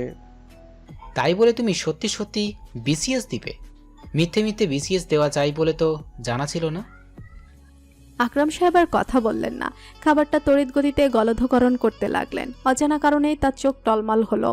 গড়িয়ে পড়ল অশ্রুকণা। বুকটা খুব ভাল লাগছে, কিন্তু ব্যক্ত করলেন না। 2500 টাকার মেকআপ তুলতে অভ্রের 2.5 ঘন্টার উপর লাগলো। ঠোঁট থেকে এখনো রক্ত রস বের হচ্ছে, ব্যথায় ঝুলে গেছে, নাড়তে পারছে না। নীলাদ্রি যে অভিনয়ের নামে তার উপর কোনো সুপ্ত রাগ জাহির করেছে তাতে সন্দেহ নেই। কোন কুক্ষণে যে গুন্ডা সাজার নাটক করতে গিয়েছিল। আজকের দুনিয়ায় ভালো মানুষের দাম নেই। তরুণের ভাষায় হিউম্যানিটি হওয়ার তুল্য চেপে রেখেছে অভ্র। পরচুলা খুলতেই ঘামে ভিজে চ্যাটচেটে চুলগুলো কপালের উপর আশ্রে পড়ল। মেকআপ আর্টিস্টটাকে বিল্লাল সকাল সকাল ধরে এনেছিল। এখন তাকে কড়া কড়া 500 টাকার 5টে নোট ধরিয়ে দিতে হবে। অভ্র হিসেব চুক্তা করে রওনা দিল তাদের ঠিক করা গন্তব্যে। ওখানে পিউ এবং অন্ডিলা অপেক্ষা করছে। নাটকের দর্শক অর্থাৎ আকরাম সাহেবের মনোবস্থা জানতে তারা উৎসুক হয়ে আছে। নাটকের শেষ পর্দা তোলা হবে আজ বিকেলে। শেষ হুমকি ফোনটা আজ রাতে করতে হবে। এত কিছু করছে অথচ মারটাও খেতে হলো। অভ্র চাইলেই ঘুষির বদলে 3টা চর বসিয়ে দিতে পারত, কিন্তু তাতে বউ রাগ করতে পারে। তাই আগ্নেয়গিরির সমান রাগটা সমুদ্রের ঢেউয়ের মতো শান্ত করতে হলো। গন্তব্যে পৌঁছে অনিলার কাছে যেতেই সে তার গাল ধরে বসলো, কণ্ঠে উৎকণ্ঠা। তোর ঠোঁটে কি হয়েছে? অন্ডিলার এমন আচরণে কিছুটা অবাক হলো অভ্র। তার জন্য মেয়েটি চিন্তিত। এমন দৃশ্য দেখবার জন্য 1000বার মার খেতেও আফসোস নেই তার। অভ্র মেয়েকে হতাশ স্বরে বলল, কি হবে? তোর ভাই মেরেছে। ঠিক তখনই আগমন ঘটল নীলাদ্রির। অনিলা প্রায় তেড়ে গেল নীলাদ্রির কাছে। রাগী স্বরে শুধালো, তুমি অভ্রকে মেরেছো ভাই? অনিলার এমন জেরায় হতচকিত হলো নীলাদ্রি, নিজেকে সামলে বলল, নাটকের অংশ ছিল। তোর বরই তো বলেছে সে গুন্ডার অভিনয় করবে, আর আমি তাকে ধরে মারবো। যতই হোক, নাটকেও একটা বাস্তবতা থাকতে হয়। ধরা পড়ে গেলে তো সবই শেষ হয়ে গেল, তাই না? তাই বলে এত ভয়ঙ্কর ভাবে ওর ঠোঁট ফুলে গেছে। আসলে কথাটা সত্য নয়, অভ্রকে প্রহার করার ইচ্ছে অনেক পূর্বের, কিন্তু নীলাদ্রি কখনো জোরপূর্বক পুরুষত্ব দেখায় না। অহেতুক তো কাউকে ঘুষি মারা যায় না। পৈশাচিক আনন্দ যদি বা মেলে, সেটাও সামাজিক চোখে অপরাধ। তাই আজকের সুযোগটা হাতছাড়া করার ইচ্ছে ছিল না। ঘুষিটা একটু জোরেই হয়ে গেল, তাতে কি? অভ্রের বোঝা উচিত নীলাদ্রি দুর্বল কেউ নয়, সে সঠিক জায়গায় শক্তি প্রয়োগ করতে জানে। পিউ নীলাদ্রির পক্ষ নিল, অনিলাকে উল্টো বলল, এখানে তো নীলাদ্রি ভাইয়ের দোষই নেই, তোর বরের পরিকল্পনাই যে বাস্তবায়ন করেছে। ফলে অনিলা আরো চটে উঠল। অবশেষে তাকে অভ্র ঠান্ডা করতে হলো, মাথায় বুলিয়ে বলল, থাক আমার ডলি বিনরা, আর ঝগড়া করিস না, চল আইসক্রিম খাবি। পৃথিবীতে আকস্মিক ঘটনাগুলো বিনা শোরগোলেই হয়। এই যেমন হুট করে নীলাদ্রির বিয়ে ঠিক হয়ে গেল, মজুমদার বাড়ির কেউ জানতে পারল না। নাটকের শেষ পর্দা পড়ার অপেক্ষা করতে হলো না। আকরাম সাহেব নিজেই সালাম সাহেবের সাথে কথা বললেন, তার মেয়েকে সে নীলাদ্রির হাতে তুলে দিবেন। সালাম সাহেব বুঝে উঠতে পারলেন না হবু বিয়ের এমন মন পরিবর্তন হলো কি করে। অভ্রর সংবাদ শুনে নীলাদ্রিকে ফোন করে বলল, ভাইজান, ঘুষিটা তুলে রাখলাম, আপনার কখনো মেয়ে হলে কিন্তু সুদে আসলে শোধ নিব। নীলাদ্রি ভৎসনা করে বলল, আমি যদিও আকাশ কুসুম চিন্তা করি না, যার উপর আমাদের হাত নেই সেই নিয়ে জল্পনা কল্পনা করা বোকার কাজ। তবুও বলছি, আমার মেয়ে হলে এমন ঘুষি আরো 4-5টা খাবে, কিন্তু ঘুষি দিবে না। দেখা যাক। নীলাদ্রির আজ আগ তুলে নেওয়া হবে 1 মাস পর। পিউ এবং অন্টিলার সামনে মাসে পরীক্ষা, তাই অনুষ্ঠান 1 মাস পরেই হবে। মজুমদার ভবনে আজ উৎসবের মৌসুম। খাসির রেজালা রান্না হচ্ছে। সালাম সাহেবের ছাগল জোড়াকে ধার নেওয়া হয়েছে। শিক্ষিত ছাগল বলেই হয়তো স্বাদটা একটু বেশি। সকাল থেকে অন্ডিলার হয়েছে যত জ্বালা। বান্ধবীকে সাজানো থেকে শুরু করে সবকিছুই এক হাতেই করছে। ভাইয়ের ব্যাপারগুলোতেই তাকে টিপ্পনি কাটতে হচ্ছে। সকালবেলায় নীলাদ্রি বাহানা করলো সে পাঞ্জাবি পরবে না, বিয়ে তো কবুল পড়াতেই শেষ, এত সাজার কি আছে। অনিলা একটুর জন্য তার মাথা ফাটায়নি। পিউকে তৈরি করে এসে যেই নিজে তৈরি হবে অমনি দেখলো অব্র খাটে উপর হয়ে শুয়ে আছে। আহ কি শান্তি! জামাই মানুষ, কাজ একটাই, রান্নার দেখাশোনা। যা তার চেলা জোড়াই করছে, সে শুধু খাচ্ছে। রাগে গা জ্বলল অন্ডিলার, হিনহিনে স্বরে বলল, বের হ, আমি জামা বদলাবো। অন্ডিলার স্বর শুনতেই চোখ তুলে চাইল অভ্র, কিন্তু খুব একটা ভাবান্তর হলো না। অন্ডিলা আবারও বলল, কথা কানে যায় না, বের হ। অভ্র তখন নির্ভর গলায় বলল, ভাবটা এমন করছিস কেন? ভাবটা এমন করছিস যেন আমার অদেখা কিছু আছে, নিকু পিসি। বলেই আবার চোখ বুঝল। লজ্জায় মুখখানা লাল হয়ে গেল অন্ডিলার। এই বেহালাজ পুরুষের চুল টেনে ছিঁড়ে ফেলতে ইচ্ছে হলো। অন্ডিলা কঠিন স্বরে বলল, বাজারে লজ্জার বড়ি পাওয়া গেলে আমি তোকে কিনে খাওয়াতাম। তাহলে তুই ফকির হয়ে যেতে বাবু। ব্রেকিং নিউজ হতো, স্বামীর জন্য লজ্জার বড়ি কিনতে কিনতে স্ত্রী দেউলিয়া। বলে উঠে বসলো অভ্র। অন্ডিলার হাত ধরে টেনে কোলে বসালো, মুখখানা গুজলো তার গলায়, নাক ঘষে আদুরে গলায় বলল, তোর বরটা অনেক টায়ার্ড, একটু তো যত্ন করতে পারিস, একটু আদর করে বলতে পারিস চা খাবে। তারপর তারপর আর কি? আমি উত্তর দিব, আমার তোমাকে প্রয়োজন। চায়ের ক্যাফিনে আমার ক্লান্তি যাবে না। কোথা থেকে ছাপিয়েছিস ডায়লগ? আমার অরিজিনাল, ইস, সিনেমা থেকে। ভাগ্যিস। এর মাঝে ডাক পড়ল অভ্রর। বিল্লাল চেঁচাচ্ছে, এই পেঁয়াজ লাগবে অব্র, তাড়াতাড়ি আয়। অভ্র দীর্ঘশ্বাস ফেলে মাথা ঠেকালো অন্ডিলার কাঁধে। অন্ডিলা হাসতে হাসতে বলল, যা ডাক পড়েছে। তোর ভাইয়ের বিয়ের কামলা দেওয়ার জন্য আমার একটা আবদার আছে। কি আবদার? অভ্র ফিচেল হাসলো। অন্ডিলার কানে মুখ লাগিয়ে বলল, তুই তো মত্ত আরেকটি, তুই তো মত্ত আরেকটি রাত। বড়ই নির্লজ্জ আবদার, বাজে ছেলে বাজে আবদার। তার গাঢ় চোখে উকি দিচ্ছে দুষ্টমির লহর, সেই সাথে মিশে আছে তীব্র আকাঙ্ক্ষা। এমন দৃষ্টি খুব ভয়ঙ্কর। জলদ গম্ভীর আখিতে মারাত্মক নেশা থাকে। সেই নেশার খরা তাপে গলে যায় হৃদয়ের কঠিন পাহাড়, দূরত্বের দেওয়াল খসে যায়। কালবৈশাখী ঝড়ের মতো উত্তাল হয়ে উঠে সদ্য প্রেমের জোয়ারে ভাসা হৃদয়, থরথর করে কাঁপে শরীর। তখন হৃদয়ও সম্মোহনীর স্বরে বলে, একটু বেপরোয়া হলে কি ক্ষতি? নিজের হৃদয়ের এমন নির্লজ্জের যুক্তিতে অবাক হলো অন্ডিলা। নির্লজ্জ আবদারকে কি চমৎকার যুক্তিতে বাঁচছে হৃদয়। আজকাল হৃদয়টা বড্ড বেশি নির্লজ্জ হয়ে গেছে। এটা হতে পারে এই বেহালাজ পুরুষের সাথে থাকার সাইড ইফেক্ট। তাই তো বারে বারে এই পুরুষটার অসভ্যতাকেও মিষ্টি বলে আখ্যা দিতেও লজ্জা করে না। হৃদয় শিহরিত হয় তার স্পর্শ পেতে, বুভুক্ষ হয়ে থাকে তার আদুরের প্রলাপ শুনতে। অনিলার মস্তিষ্ক মাঝে মাঝে চায় কঠিন মামলা ঠুকে এই বিয়াদব হৃদয়টাকে শাস্তি দিতে, কিন্তু আজকাল তার যুক্তির ধারে জং ধরেছে। যখন অভ্র তাকে পরম যত্নে আগলে রাখে তখন পৃথিবীটাকেও ঠুনকো মনে হয়। এই অনুভূতিটা খুব বিচিত্র কিন্তু স্নিগ্ধ। তার চোখের গভীরতায় হারিয়ে গেলেও আফসোস হয় না, মন চিৎকার করে গায়, আজ আমার হারিয়ে যাবার নেই মানা। বিল্লালের চিৎকার আবার শোনা গেল। ছেলেটা বেশ খিটখিটে মেজাজের হয়ে গেছে। এতটা খিটখিটে আগে ছিল না। পৃথিবীর মানব সভ্যতার উপর তার বিতৃষ্ণা। এই বিতৃষ্ণা ঝাল পোহাতে হয় অভ্রকে। মেনে নিতে হবে, কিছু করার নেই। বন্ধুত্ব তো একপাক্ষিক নয়। অভ্র যখন জ্বলন্ত আগ্নেয়গিরির হয়ে লাভা উদ্গীরণ করে তখন এই ব্যক্তি লোহার ঠান্ডা হাতে সেই লাভাগুলোকে শীতল পানিতে চুবিয়ে আগ্নেয়শিলা জমা করে। দীর্ঘশ্বাস ফেলে অনিলার ঠোঁটে চট করে চুমু খেয়ে নিজেকে চাঙ্গা করলো অভ্র। যাওয়ার সময় বলল, আমার আবদার ভুলবি না। আজকে তাড়াতাড়ি ঘুমালে খবর আছে, ঠান্ডা পানিতে চুয়ানি দিব। হুমকি সংশ্লিষ্ট আদেশ। অনিলার হাসি পাচ্ছে। শত্রুটাকে আজকাল এত ভালো লাগে, ব্যাপারটি মোটেই ভালো নয়। সালাম সাহেব পায়চারি করছেন, তিনি চিন্তিত। নিজের গাধা মানব ছেলের আজ বিয়ে, এটা তো স্বপ্নতীত। নীলাদ্রিকে শুধু গাধা ভাবেন না তিনি, সে নিম্নমানের গাধা।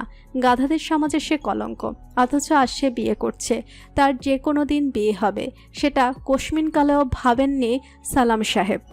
বিয়েটাও নাটকীয়ভাবে। পিউকে সে ভালোবাসে না বলে দাবি করে, অথচ ভাবসাব বলে উল্টো কথা। নীলাটিকে দেখলে যে কেউ সাদা কথায় লিখে দিতে পারে সে পিউকে শুধু ভালোবাসেই না, পিউর হাতে নিতান্ত রশি ধরিয়ে রেখেছে। বাবা হিসেবে সালাম সাহেবের উচিত এই বিশেষ দিনে ছেলেকে কিছু বলা, জীবন থেকে ধারণ করা কোনো উপদেশ বাক্য অথবা সুন্দর করে শুভকামনা। কিন্তু নীলাটিকে ঠিক কী বলা যায় ঠাউর করতে পারছেন না সালাম সাহেব। ছোটবেলা থেকেই ছেলেটির স্বভাব ব্যতিক্রম, তাদের সম্পর্কটাও ব্যতিক্রম। তাই এমন বিচিত্র সম্পর্কে মিঠা কথা মুখে আসে না, আর এই শুভ দিনে তিক্ত কথাও বলতেও চান না। আজকাল 21 শতাব্দীতে এসে সবকিছুর সমাধান পাওয়া যায় ইন্টারনেটে। সালাম সাহেবও সেই সমাধান খুঁজলেন, লিখলেন, How to appreciate my idiot son? সমাধান এলো, একটা 6 পয়েন্টের সমাধান। পয়েন্টগুলো পড়লেন, কিন্তু পছন্দ হলো না মোটেই। তবু একটা সাদা কাগজে টুকলেন। সবচেয়ে সহজ যেটা মনে হলো সেটা হলো হাসা। নীলাদিকে দেখে তার এমনিই হাসি পায়, কিন্তু এই হাসি বিদ্রুপের নয়, বরং আনন্দের, কৃতজ্ঞতার। এবার সালাম সাহেব আয়নার সামনে হাসির অনুশীলন শুরু করলেন। সেই মুহূর্তে ঘরে প্রবেশ করলো সাবেরা। আয়নার সামনে স্বামীকে এমন অদ্ভুত ভঙ্গিতে হাসতে দেখে শুধালেন, কি হয়েছে তোমার? পাগলের মতো হাসছো কেন? সাবেরার প্রশ্নে ভড়কে গেলেন সালাম সাহেব। অপ্রস্তুত স্বরে বললেন, তুমি কি করছো? রেডি হতে এসেছি। তুমি রেডি না হয়ে আয়নার সামনে পাগলের মতো হাসছো কেন? আমাদের তো যেতে হবে পিউয়ের বাসায়, সময় তো হয়ে এলো। হাসছি না, আমি তোমার গাধা ছেলেকে বিয়েতে শুভকামনা দেবার প্র্যাকটিস করছি। বাবা হিসেবে এটা তোমার দায়িত্ব। হঠাৎ পশ্চিম দিকে সূর্যের উদয় কেন? সালাম সাহেব উত্তর দিলেন না। সাবেরা শাড়ি বের করতে করতে মুস্কি হেসে বলল, সালাম সাহেব, আমার গাধা পুত্র আপনাকে বাজিমাত করে দিয়েছে বলে কি আপনি লজ্জিত? এখানে লজ্জার কি আছে? এই যে সে প্রেম না করেও তোমার সাহায্য ছাড়াই তার প্রিয়তমাকে নিজের করে নিয়েছে। তোমার মতে তো তার দ্বারা কিছুই সম্ভব নয়। ইস, ছেলেটা মুখে ঝামা ঘষে দিল। বেশি হেসো না, বুঝলে? ভুলে যেও না, তোমার ছেঁড়া নোট কিন্তু গুছিয়ে সংসার করছে। খুব তো বলেছিলে আমার মেয়ের দ্বারা কিছুই সম্ভব নয়। সাবেরা হাসলো। আয়নার সামনে দাঁড়িয়ে শাড়িটা বাছাই করতে করতে বলল, আমি কিন্তু খুব খুশি। হেরে যাওয়ায় এত আনন্দ আগে জানতাম না, বুঝলে? তোমার আনন্দ হচ্ছে না? অস্বীকার করাটা অন্যায় হবে। সালাম সাহেব সত্যিই আনন্দিত। পিউয়ের মতো একটি মেয়ে তার গাধাপুত্রের জীবনে আসবে, এটা সত্যি আনন্দের ব্যাপার। তবুও স্ত্রীর কাছে স্বীকার করলেন না, কারণ মান সম্মানের ব্যাপার। পিউয়ের বাসায় লোক গিজগিজ করছে। যথারীতি সন্ধ্যা 7টায় বরপক্ষ তার দলবল নিয়ে এসেছে। গাড়ি নিয়ে বিশাল কাণ্ড ঘটেছে। ভুলে গাড়ি সাজানো হয়েছে গোলাপ দিয়ে। অন্যদিকে গোলাপের গন্ধে অ্যালার্জি নীলাটির। গাড়িতে উঠেই হাঁচি দিতে দিতে অবস্থা বিদেকিচ্ছিরি। পরে সমাধান বের করা হলো, বর আসবে ইজি বাইকে করে। তাই হলো, বর ইজি বাইকে করে আসলো। ব্যাপারটা তার নাটকীয় বিয়েতে বেশ চেরি অন টপ এর মতো কাজ কার করলো। পিউয়ের মা মিতুল তাকে বরণ করতে ব্যস্ত। তখন আকরাম সাহেবের দৃষ্টি শুধু অভ্রতেই আটকে থাকছে। ছেলেটার মুখটা অতীত পরিচিত লাগছে, কিন্তু কোথায় দেখেছে মোটেই মনে করতে পারছে না। বয়সের এই একটা বাজে দিক, স্মরণ থাকে না কিছুই। আকরাম সাহেবের অবস্থা হয়েছে তেমন। তিনি এক দৃষ্টিতে তাকিয়েছেন অভ্রর দিকে। তার দৃষ্টি এমন যে অভ্র সেটা খেয়াল করেছে। এখন বেশ বিব্রত বোধ হচ্ছে তার। সে যতই এড়িয়ে যেতে চাচ্ছে, নাছরবান্দা তার দিকেই চেয়ে আছে। অবশেষে না পেরে বলল, কিছু বলবেন আঙ্কেল? তোমাকে আমার চেনা চেনা কেন লাগছে বাবা? আকরাম সাহেবের এমন বাক্যে অভ্র দাঁত কাপাটি বের করে বলল, আসলে আমি অনেক সুন্দর তো, মাশাআল্লাহ মডেলের চেহারা আল্লাহ তাআলা দিয়েছেন, তাই সবার আমাকে চেনা চেনা লাগে। ব্যাপার না আঙ্কেল, এত উত্তেজিত হবেন না প্লিজ। অভ্রের উত্তরে তিনি আরও দ্বিধায় পড়ে গেল। কিন্তু অভ্র বুঝলো, যতই 2,500 টাকার মেকআপ করুক, বুড়ো তাকে সন্দেহ করছে। এখন কেটে পড়াই ভালো, নয়তো এত সুন্দর গুছানো বিয়েটা ঘেটে ঘ হয়ে যাবার সমূহ সম্ভাবনা রয়েছে। নিজের টেবিলে বসে আছে পিউ, পরনে লাল বেনারসি। বিয়ের সাজ, গহনা, খোপায় মালা, মাথায় ওড়না। দুধে আলতা মেয়েটির রূপ আজ ঠিকরে পড়ছে। নীলাদ্রির কঠিন হৃদয়ে দোলা দেবার সর্বস্ব প্রচেষ্টা। মেয়েদের বিয়ে হলে তাদের দুঃখ পেতে হয়, এটা ন্যাচারাল, মানতেই হবে। নিজ রাজত্ব, সম্ভার, অস্তিত্ব ত্যাগ করে অন্যের আঙ্গিনা যাওয়ার সময় অশ্রু আপনা আপনি হৃদয়কে ভারী করে। মন ডুবে যায় বিস্তীর্ণ বিষণ্ণতায়। কিন্তু পিউয়ের ঠোঁট থেকে সরছে না হাসি। ঠোঁটের কোনায় আঠার মতো লেগে আছে, কারণ তার হৃদয়ে শঙ্কা নেই, ভয় নেই। যে মানুষটির কাছে সে যাচ্ছে, সে তার বহু সাধনার পুরুষ। তার হৃদয়ে লালিত করেছে সে। নীলাদ্রিকে কখনো বলা হয়নি বটে, কিন্তু সে বহু বসন্ত জুড়ে ভালোবাসে। সেই ভালোবাসার বহিঃপ্রকাশে একটি চিঠিও লিখেছে সে। বাসর রাতে নীলাদ্রিকে দিবে এই প্রেম গলানো পত্র। নীলাদ্রির অবস্থা তখন কেমন হবে জানার ইচ্ছে হচ্ছে খুব। এর মাঝেই অন্ডিলা প্রবেশ করলো ঘরে। একটা নীল কাতান পরেছে সে। সাধারণ সাজেও মেয়েটিকে মায়াবতী তকমায় অলঙ্কৃত করা যায়। ছুটে এসে বান্ধবীর সামনে বসলো।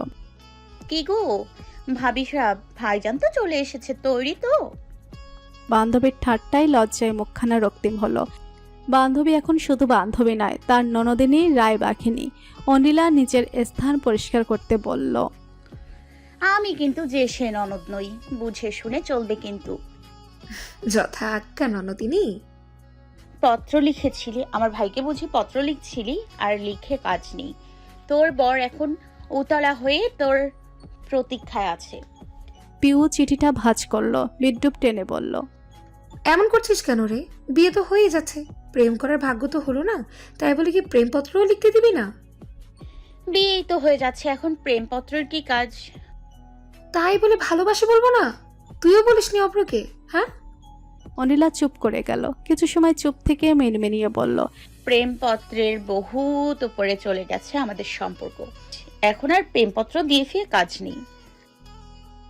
তাই বলে জানাবিও না ওকে? জানানো লাগবে? আলবাত লাগবে। তুই তো তার প্রেমে পড়েছিস, তাই না? হ্যাঁ, অন্ডিলা প্রেমে পড়েছে। একেবারে হুমকি খেয়ে হাঁটু গেড়ে পড়েছে। অসভ্য, নির্লজ্জ, বেয়াদব পুরুষটা বিশ্রীভাবে তার হৃদয়ে জায়গা করে নিয়েছে। সে আধিপত্যকে অস্বীকার করার জো নেই। অনিলা একটু একটু করে তার মাঝে ডুবেছে। অজান্তেই সে ভালোবেসে ফেলেছে নিজের শত্রুকে, কিন্তু সেই কথা মুখে আনতেই লজ্জায় কুঁকড়ে ওঠে। পিউ হেসে বলল, মুখে আনতে না পারলে লিখে জানা। প্রেমপত্র যে মেয়েরা দিতে পারবে না সেই নিয়ম তো নেই। কাজী এসেছে। কবুল পর্ব শুরু হলো। 3 বার কবুলের মাধ্যমে নীলাদ্রি এবং পিউ একে অপরের জীবনের সাথে ওতপ্রোতভাবে জড়িয়ে গেল। খুরমা বিতরণ হলো, সবার মাঝে আনন্দ। বরপক্ষের খাবার ব্যবস্থা করলেন আকরাম সাহেব। অন্ডিলা অব্রকে খুঁজতে লাগলো। আসার পর থেকে ছেলেটি লুকিয়ে লুকিয়ে আছে। হঠাৎ চোখ পড়ল শামিয়ানার এক পাশে এক ঝাঁক মেয়ের সাথে দাঁড়িয়ে আছে সে। মেয়েগুলো পিউয়ের কাজিন, ছোট ছোট ইস্ত্রে পাকা মেয়ে। এর মাঝে পদ্মফুল সেজেছে যেন অভ্র। কি প্রয়োজন ছিল কালো পাঞ্জাবিটা পরার? এমনি তার সুবিশাল দেহ আর সুউচ্চ গড়নে সকলের নজরে প্রথমেই পড়ে সে। তার উপর নায়ক সেজে আসার কি হেতু? মেয়েগুলো তার সাথে কথা বলছে হেসে হেসে। হাসতে হাসতে তারা প্রায় অভ্রের উপর পড়ে যাচ্ছে। দৃশ্যটি একটুও সহ্য করার মতো নাই। ফলে হনহন করে মেয়েগুলো হাসিতে ব্যাঘাত ঘটাতে সেখানে উপস্থিত হলো। মুখে হাসি এঁটে কঠিন বলল, বাবু খাবে না? অনিলাকে দেখে দীর্ঘশ্বাস ফেলল সে। প্রায় ছুটে এসে তার পেছনে দাঁড়ালো। অনিলার কাঁধে দুহাত রেখে বসলো। এই যে আমাদের ভাবি এসে গেছে, তোমরা বরং তোমাদের দুলাভাইয়ের মাথা খাও। বলেই নির্লজ্জের মতো হাসলো মেয়েগুলো। অনিলা তখন দাঁতে দাঁত চেপে বলল, আসলে ও তো দুপুরের পর থেকে অভুক্ত। ওর মাথায় গ্যাস হয়েছে। ওর মাথা খেলে তোমাদের পেট খারাপ হবে। সুন্দর করে সেজে বাথরুমে ছুটতে কি ভালো লাগবে বলো? মেয়েগুলোর হাসি উবে গেল। অনিলা এক প্রকার টেনে অভ্রকে নিয়ে এলো মেয়েদের মাঝ থেকে। একটা খালি জায়গায় এসে কড়াসরে শুধালো, কি হচ্ছিল? বিশ্বাস করো, আমার দোষ নাই। তো নায়ক সেজে কে আসতে বলেছিল? শালার বিয়ে, সাজবো না? হাতে আংটি থাকতেও যদি কেউ না বুঝে আমি বিবাহিত, এখানে আমার কি দোষ? এখন গলায় তো সাইনবোর্ড ঝুলায় খুলতে পারি না। অনিলা কটকট করে চাইল। তার চোখ থেকে আগুন ঝরছে যেন। দীর্ঘ একটা নিঃশ্বাস ছেড়ে শান্ত স্বরে বলল, নিচু হও। হ্যাঁ বললাম মাথা নিচু কর। অভ্র স্ত্রী আজ্ঞা পালনে মাথা নোয়ালো। অনিলা পায়ের পাতার উপর দাঁড়িয়ে দুহাতে ধরলো অভ্রের মুখবিবর। অভ্র বিস্ময়কে সপ্তম আকাশে উঠিয়ে হঠাৎ তার ঠোঁটে কামড় বসিয়ে দিল সে। সাথে সাথে হিস করে উঠল অভ্র। তীক্ষ্ণভাবে জ্বলছে জায়গাটা, কিন্তু সেই মৃদু ব্যথাকে মোটেই অনুভব করতে পারল না সে। অনিলার এমন কাজের বিস্ময়। অনিলা তার স্তম্ভিত দৃষ্টিতে 2 পয়সার দাম না দিয়ে বলল, সাইনবোর্ড লাগবে না, আমি আমার স্ট্যাম্প মেরে দিয়েছি। বিয়ের পর্ব শেষে নীলাদ্রির বাড়ির সকলে চলে গেল। থেকে গেল শুধু নীলাদ্রি। বিয়ে করেই বউ ফেলিয়ে ছুট দেওয়াটা শোভা পায় না। বিয়ের ফুফুরা একবার বলাতে নীলাদ্রিকে রেখে দিলেন সবাই। নীলাদ্রি কিঞ্চিত চিন্তিত, প্রচুর স্ট্রেস লাগছে। এর উপরে ইস্ত্রে পাকা শালিগুলো তো আরও এক ধাপ এগিয়ে। তারা ঘরে ঢুকতে দিবে না, চাঁদা চায়। নীলাদ্রি তার পকেট থেকে 2 500 টাকার নোট দিয়েছে, কিন্তু তারা তাও ছাড়বে না। একটা সময় নীলাদ্রি যখন বলল, হ্যাঁ ঠিক আছে, তোমরাই থাকো, আমি বসার ঘরে ঘুমাবো। তারা মুখ চাচাই করে গেট ছেড়ে দিল। ঘরে একেবারে ঘোমটা দিয়ে বসে আছে পিউ। পিউকে আজ ঐশ্বরিক সৌন্দর্যের দেবী লাগছে। গ্রিক দেবী এফ্রিদিতিও এত সুন্দর কিনা সন্দেহ। নীলাদ্রি তার ঘোমটা তুলল। পিউ চোখ নামিয়ে ধরে রেখেছে। লজ্জায় তার মুখখানা রক্তিম হয়ে আছে। চোখের পাতা তিরতির করে কাঁপছে। লাল লিপস্টিকে রাঙ্গানো ঠোঁটজোড়াও কাঁপছে ক্ষীণ।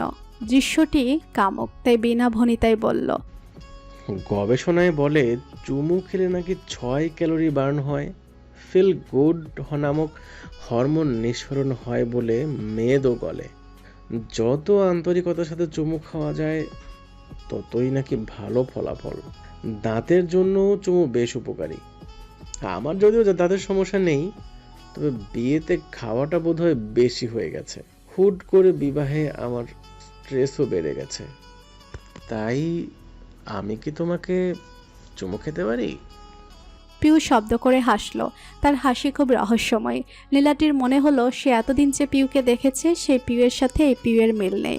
লাল বেনারসির এই নারী ভিন্ন, কোনো জটিল গণিতের সমীকরণ, কোনো দুর্লভ ফসিল যার ডিএনএ বোঝার সাধ্য নীলাদ্রির নেই, অথবা হতে পারে কোনো দুর্বোধ্য কবিতার শেষ চরণ।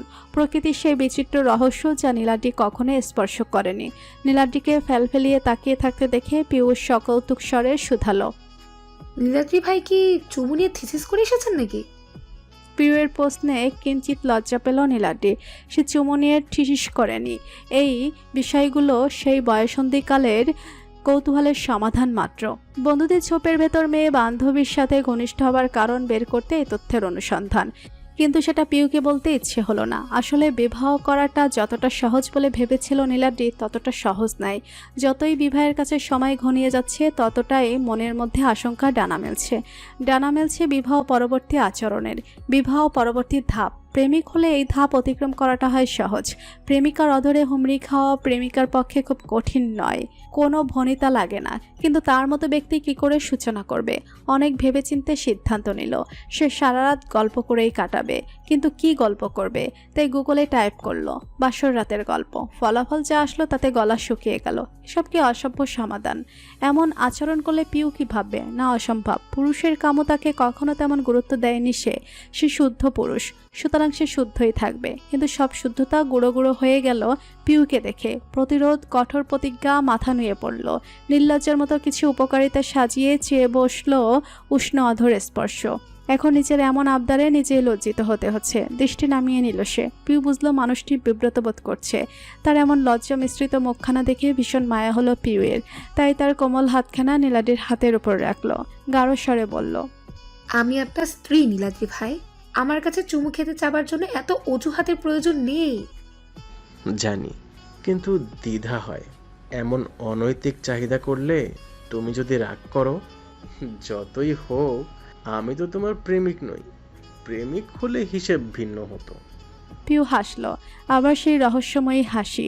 হাঁটুতে দুহাত জোড়া করে থুতনি ঠেকালো। মিষ্টি হাসিটা ঠোঁটে এঁটে বলল, কি অদ্ভুত দেখুন, আমার জীবনে প্রেম শব্দটার সুযোগ নেই আপনি, অথচ আপনি আমার প্রেমিক নন। আপনাকে নিয়ে আমার শত নির্ঘুম রাতের কবিতা। আমার মন বিনার ভৈরবীর আগের নাম আপনি। আমার মন আপনার জন্য তৃষিত নীলাদ্রি ভাই। কত বসন্তে এই তৃষ্ণা আমি আগলে রেখেছি হিসেবে নেই। যে মিষ্টি অনুভূতির জন্য আমি প্রতীক্ষিত, সেই অনুভূতির স্বাদ পেলে আমি রাগ দেখাবো কি করে নীলাদ্রি ভাই বলেন? পিউয়ের চোখখানা ঝাপসা, হৃদয়টা ভাল লাগছে। কথাগুলো জড়িয়ে আসছে। মানুষ খুব আনন্দের ছোঁয়া পেলে বুঝি আবেগপ্রবণ হয়ে যায়। এক অচেনা ভয় হয়, ঝুলি ভর্তি সুখ হারানোর ভয়। আজ পিউয়েরও সেই ভয়টা হচ্ছে। চোখের অশ্রুগুলো বোকার মতো গড়িয়ে পড়ছে তার গালবে। হঠাৎ রুগ্ন অধরের উষ্ণ স্পর্শ পেল চোখে। পরন্ত অশ্রুটি শুষে নিল সে। তাতেই ক্ষান্ত হলো না সে। অগণিত চুমুতে ভরিয়ে দিল সামনের বোকা পুরুষটি। চোখে, গালে, কপালে তার ঠোঁটের ছোঁয়া। পিউয়ের শির দ্বারা বেয়ে নেমে গেল উষ্ণ রক্তের ঢেউ। উত্তাল জোয়ারের সর্বগ্রাসী আঘাত হানল মন তটে। কাল বৈশাখী ঝড় থেকেও প্রলয়ঙ্কারী ঝড় উঠল হৃদয়ে। পুরুষের স্পর্শে শিহরণ বয়ে গেল সমস্ত শরীরে। নীলাদ্রি তার অশ্রুগুলো সযত্নে মুছে গাঢ় স্বরে বলল, তুমি আর কখনো কাঁদবে না পিউ। তোমার কান্না আমার কাছে অভিশাপের মতো লাগে। পিউয়ের অশ্রুরা সে আদেশ মানল না। বোকা পুরুষটিকে জড়িয়ে হাউমাউ করে কেঁদে উঠল সে। আকুল নিবেদন করে বসল, আমি আপনাকে অসহ্য রকম ভালোবাসি নীলাদ্রি ভাই। আপনার মন শহরে আমাকে একটু ঠাঁই দেবেন? নীলাদ্রি তাকে নিজের সাথে মিশিয়ে রাখলো। অদ্ভুত শান্তি লাগছে। মনে হচ্ছে জটিল অঙ্কখানার সমাধানটা অবশেষে মিলে গেল। অমীমাংসিত উত্তরটা সে পেয়ে গেছে। সে পিউকে পেয়ে গেছে। যদি এই অনুভূতি ভালোবাসা হয় তবে সে ভালোবাসে পিউকে, 1000 বার ভালোবাসে। পিউয়ের মুখখানা তুলল আলতো হাতে। তার তিত্তির করে কম্পিত ঠোঁটে মিশিয়ে দিল অধর জোড়া। পৃথিবীর সকল অমৃত সুধা বৃথা, এই স্বাদের কাছে বৃথা। বাড়ালো মদ, মুখ থুবড়ে পড়বে। একটা সময় বেসামাল হয়ে উঠল সে। ঠোঁট জোড়াকে মুক্তি দিয়ে গাঢ় স্বরে বলল, আমি অনৈতিক দাবি করে বসলে তুমি রাগ করবে পিউ? পিউ হাসল। সেই হাসিতে নীরব সম্মতি ছিল। শুদ্ধ পুরুষ তার শুদ্ধতাকে অবিলম্বে পরিত্যাগ করে বেসামাল নষ্ট পুরুষে রূপান্তর হলো। তার উষ্ণ স্পর্শে দগ্ধ হলো পিউ। বাইরে মেঘ ডাকছে, বৃষ্টি হবে, আসছি না বৃষ্টি। বিয়েবাড়ি থেকে আসতেই বিছানায় গায়ে লিয়ে দিল অভ্র। শরীর আর চলছে না, আজ কম শ্রম যায়নি। শ্বশুর বাড়ির 1000 ফরমাইশের পর পিয়ের বাবার সাথে লুকোচেরে। সব মিলেই শরীরের শেষ বিন্দু শক্তিটুকুও নিঃশেষ। অনিলা এসে গয়নাগুলো খুলল। মেঘ ডাকছে, তীব্র বৃষ্টি হবে। আজকাল রাত হলেই আকাশ বিরহে আচ্ছাদিত প্রেমিকার মতো কান্না শুরু করে। আজ মনে হচ্ছে একটু বেশি বৃষ্টি হবে।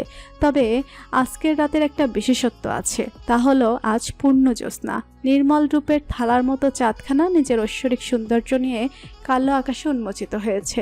কালো মেঘেরাও তাকে আড়াল করতে পারছে না। আধারিয়া আকাশে রূপালী জ্যোৎস্না, সেই সাথে শারদীয়া বৃষ্টি, এক অলিক প্রকৃতি। কাঠগোলাপটাও ক্ষণে ক্ষণে কেঁপে উঠছে সেই বর্ষণে।